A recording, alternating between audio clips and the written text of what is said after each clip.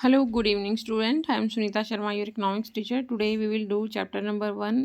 Class हमारी BA second year रहेगी और ये नेशनल इनकम है. मेजरमेंट कैसे करते हैं इसमें.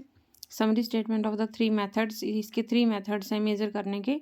Measuring national income summary statement, यानी कि मैंने दूसरी वीडियो में बताया भी था आपको कि तीन मेथड होते हैं किसके, नेशनल इनकम मेजर करने के. प्रोडक्ट मेथड, इनकम मेथड और एक्सपेंडिचर मेथड, यानी कि उत्पाद विधि, आय विधि और व्यय विधि. उत्पाद विधि का एक दूसरा नाम भी है वैल्यू एडेड मेथड, इसको हम कहते हैं मूल्य वृद्धि विधि. ये क्वेश्चन एग्जाम में एसडी जाता है कि प्रोडक्ट मेथड विधि का दूसरा नाम क्या है, तो आप नोट कर लीजिएगा, मूल्य वृद्धि विधि, वैल्यू एडेड मेथड. ठीक है, तो मैंने आपका इनकम मेथड में एक क्वेश्चन भी करवाया था सॉल्व. तो आज देखते हैं व्यय विधि और उत्पाद विधि और आय विधि, तीनों थ्योरेटिकल करते हैं थोड़ा सा, फिर एक आधा क्वेश्चन आपको करवा दूंगी मैं. ठीक है, और फर्स्ट है हमारा प्रोडक्ट मेथड. मूल्य वैल्यू एडेड मेथड में देखिए क्या क्या शामिल होता है.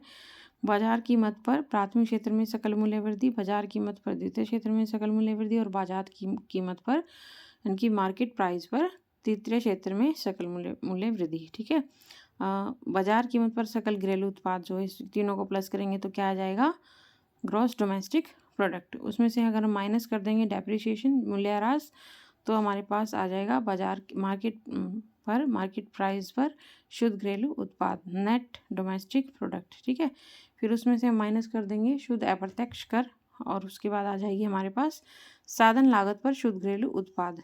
ठीक है, अगर हम साधन लागत पर शुद्ध घरेलू उत्पाद में प्लस कर देते हैं विदेशों से शुद्ध साधन आय जो हमें प्राप्त होती है, तो हमारे पास क्या आ जाएगा भाई, हमारे पास आ जाएगी नेशनल इनकम, विदेशों से शुद्ध साधन आय प्लस करने के बाद. उसके बाद सेकंड मेथड देखिए, दिस इज इनकम मेथड. कर्मचारियों का पारिश्रमिक प्लस प्रचालन अधिशेष प्लस स्वनियोजितों की मिश्रित आय. उसके बाद आ जाती घरेलू आय प्लस में विदेशों से शुद्ध साधन आय, और उसके बाद हम निकाल सकते हैं अपनी नेशनल इनकम. ये हमारी इनकम मेथड है. उसके बाद आता है नेक्स्ट हमारा है एक्सपेंडिचर मेथड. एक्सपेंडिचर मेथड में देखिए सरकारी अंतिम उपभोग व्यय, सकल घरेलू पूंजी निर्माण प्लस शुद्ध निर्यात, निजी अंतिम उपभोग व्यय भी इसमें शामिल होता है भी एक्सपेंडिचर मेथड में. और सरकारी अंतिम उपभोग व्यय, सकल घरेलू पूंजी निर्माण, शुद्ध निर्यात निकालने के लिए हम जो हमारा निर्यात है उसमें से माइनस कर देंगे आयात को, तो हमारे पास आ जाएगा शुद्ध निर्यात. उसके बाद स्टॉक या माल सूची निवेश भी इसमें सम्मिलित इंक्लूड किया जाता है. उसके बाद ये हमारे पास आ जाएगा बाजार कीमत पर सकल घरेलू उत्पाद. ठीक है, उसके बाद देखो माइनस करेंगे मूल्यह्रास. इसमें देखना ये स्टेप देखो सेम मिलेंगे आपको. ठीक है, जब हम डेप्रिसिएशन माइनस करते हैं तो हमारा आ जाएगा बाजार कीमत पर शुद्ध घरेलू उत्पाद. उसमें से माइनस करेंगे शुद्ध अप्रत्यक्ष कर, देखो ठीक है ना, सेम है ये.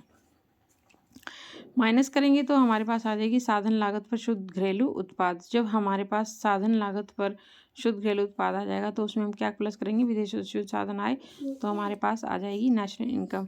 तो ये था भी छोटा सा एक थ्योरेटिकल पोर्शन इसका नेशनल इनकम मेजरमेंट करने का. This is very important video for exam of you. And जो भी आप एसटेट, एमपीटेट, आरटेट जिसकी भी तैयारी कर रहे हैं, नेट की लिए भी तैयारी कर रहे हैं, तो ये this is video is very important for every student. जो भी कंपटीशन बच्चा है उसके लिए वेरी इंपॉर्टेंट है ये.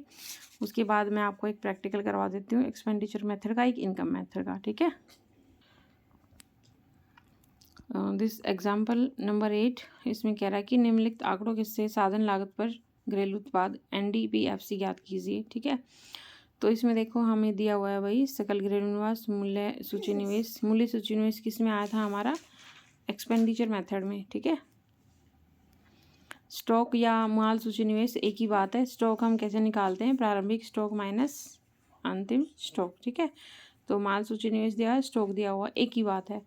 तो उसके बाद देखो गिसावट में माइनस करेंगे, अप्रत्यक्ष कर माइनस करेंगे, प्लस हमारे पास होगी ये देखो. तो हम देखो सबसे पहले हम लेंगे सकल घरेलू निवेश, उसके बाद हम लेंगे भाई माल सूची निवेश, गिसावट व्यय इसमें क्या होगा, डेप्रिसिएशन माइनस होगा, अप्रत्यक्ष कर भी माइनस होता है, आर्थिक सहायता प्लस होगी, उपभोग व्यय प्लस होगा, ये इसमें इंक्लूड नहीं होगा क्योंकि ये हमारा मध्यवर्ती उसमें आता है. ठीक है, और जो मध्यवर्ती में आता है वो गणना में नहीं आता है. ठीक है, इसके ऊपर दिखा भी दूँगी मैं आपको, नोट दिया हुआ है चैप्टर में। तो देखो ये साधन लागत पर शुद्ध घरेलू उत्पाद हम कैसे निकालते हैं। सकल घरेलू स्थायी निवेश प्लस में माल सूची निवेश, ये माल सूची निवेश, या फिर इसकी जगह हम दिया हुआ है कि स्टॉक में परिवर्तन कैसे निकालते हैं, आरंभिक स्टॉक माइनस में अंतिम स्टॉक, ठीक है, या फिर माल सूची निवेश दिया हुआ, एक ही बात है। उसके बाद डेप्रिसिएशन माइनस कर देंगे, गिरावट में इनडायरेक्ट टैक्स माइनस कर देंगे, प्लस आर्थिक सहायता प्लस में उपभोग में, ठीक है, ओके। तो देखो ये वैल्यू अपना पुट करते जाना, तो ये हमारे पास आ जाएगा 34,000 रुपीज़। ये हमारा कौन से मेथड से था भाई, एक्सपेंडिचर मेथड से था ये क्वेश्चन, ठीक है। और एग्जांपल देखने के लिए वीडियो को लाइक शेयर और सब्सक्राइब ज़रूर कीजिएगा। आपको इसमें एग्जांपल और मैं करवाती रहूँगी, ठीक है।